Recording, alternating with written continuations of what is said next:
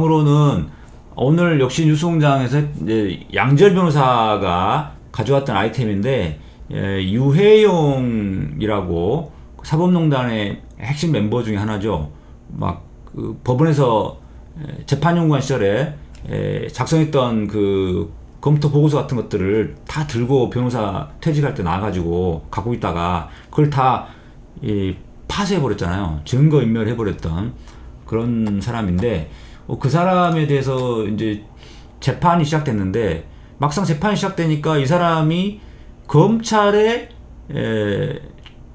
피의자 신문 조서의 증거 능력 규정이 위헌이다, 이런 이야기 하는 거예요.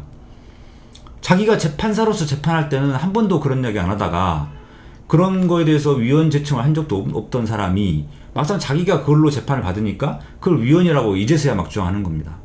그래서 이게 참 모순되는 거죠. 나쁜 사람인데, 그래서 제가 이제 오늘 말씀드린 거는, 일단 모든 판사가 다 그런 건 아니다. 그 유해용 같은 사람은 판사라기보다는 판사의 탈을 쓴 사법 관료다라는 것들을 먼저 명백히 한 다음에, 그 다음에 기본적으로 검찰의 피의자 신문 조서의 증거 능력을 절대시하는 이 현행 형사소송법이 잘못됐다, 이거는 분명히 맞아요.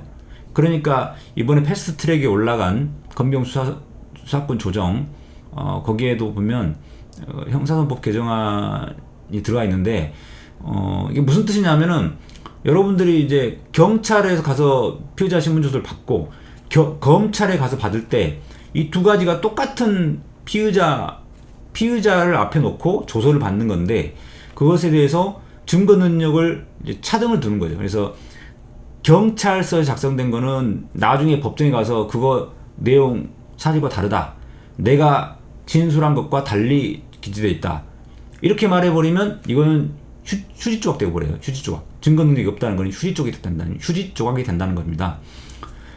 근데 검찰의 피의자 신문 조서에 대해서는 요거는 내용을 부인해도 이 도장 찍은 게 맞다고 인정하면은 그 전체가 다 그대로 증거 능력이 있어 버리는 거죠. 그래서 이것이 경찰과 검찰의 조서에 차등을 둔 것은 잘못됐다. 그래서 이거는 법을 바꿔야 됩니다. 하지만 그렇다고 해서 이것을 위헌이라고까지 할 수 있느냐라는 거는 저는 좀 아닌 것 같아요. 그래서 오늘 이제 뉴스 공장에서도 그런 이야기 했는데, 이제 언론 보도를 잠깐 보면,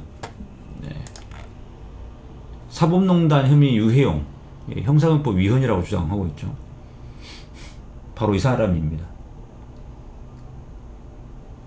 근데 이 사람이 이 검찰 신문조서의 증거능력 관련된 이 312조, 형사소송법 312조를 위헌이라고 하면서, 헌재가 2005년도에 합헌결정을 내렸지만 충분히 다른 결론이 나올 수 있다, 이렇게 주장을 하고 있습니다.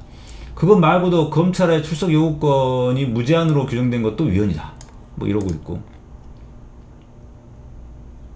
그 다음에 공소장 일본주의, 이것을 검찰의 공소 사실이 이제 위반했다, 이런 이야기도 하는데, 이 사람들이 자기가 재판할 때는 이런 것들에 대해서 문제 안 삼았었어요. 근데 이제 자기가 막상 재판을 받으니까 이걸 막 문제 삼고 있는 거죠.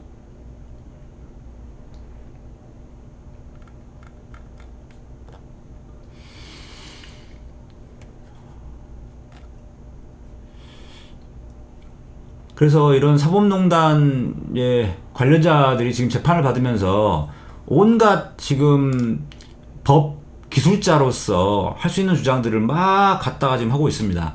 그래서 법꾸라지의 전형적인 모습을 지금 보여주고 있는데, 이렇게 해서 재판을 계속 길게 늘어지게 하고, 또 이제 말 그대로 그 중에 하나라도 걸리면은 뭐 위헌이 이렇게 되는 거니까 그냥 막 이것저것 다 던지는 거죠. 근데 제가 보기에는 다 이거 받아들이기 어려운 주장들이라고 보는데요. 임종원도 마찬가지고 지금 양승태도 그러고 있습니다. 근데 이제 임종원에 대해서는 오늘 속보가 떴는데, 기쁜 소식이 하나 떴어요. 자, 임종원에 대해서 구속기간이 연장이 됐습니다. 무슨 뜻이냐면, 1심에서 구속기간이 6개월이거든요.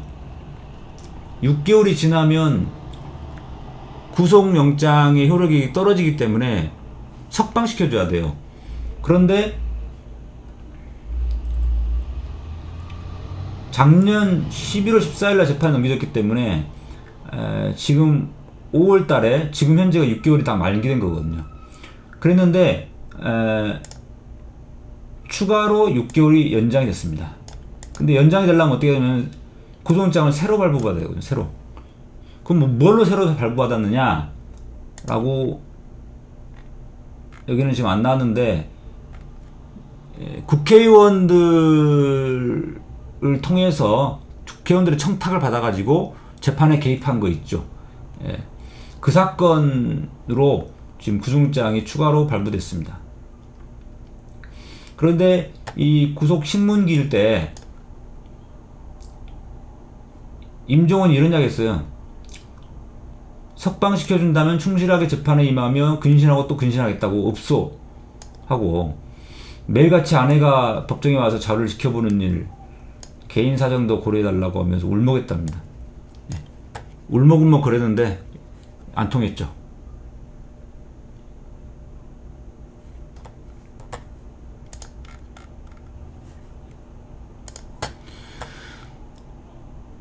지금 사법농단 관련자들이 판사라고 할 수 없는 판사의 탈을 쓴 사법관료들이 지금 재판을 받으면서 막 이런저런 말도 안 되는 주장하고 있는데 다 인정 안 되고 있습니다.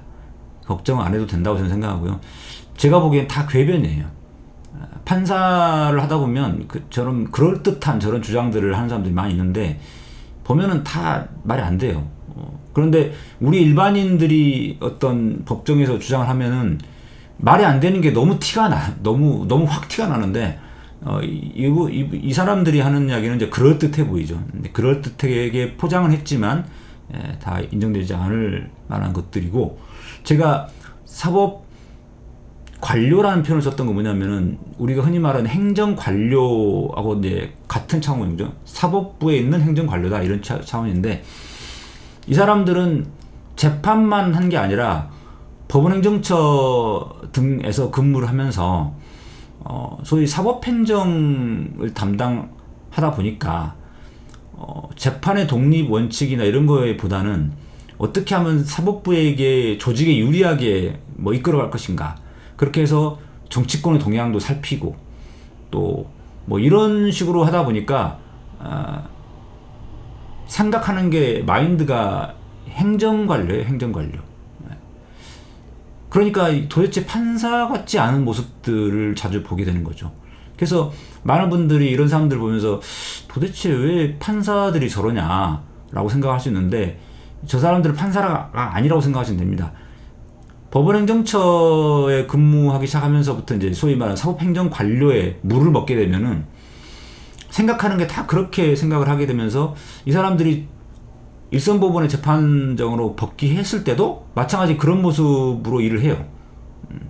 그렇기 때문에 한번 사법행정관료의 물이 먹으면은 계속 그렇게 됩니다. 판사라고 할 수가 없는 거죠. 사법행정관료들의 특징은 법복을 입지 않죠. 양복을 입습니다. 양복. 행정처에 근무할 때 양복을 입고 법복은 재판을 안 하니까 캐비넷에 처박아두죠. 물론 이 사람들이 일선법원의 재판에 복귀하면 다시 법복을 꺼내서 입습니다만은 저런 분들은 일선법원에서 재판하는 그 기간도 짧아요. 조금 있다가 다시 또 법원행정처에 올라가고 또 몇 년 있다가 내려왔다가 또 다 올라가고 이런 식이니까. 그래서 사법행정관료, 더 줄여서 사법관료 이렇게 부르는 게 더 맞습니다. 좀 더 쉬운 편이 있으면 좋긴 한데 법적으로 딱 적당한 표현은 안 떠오르네요.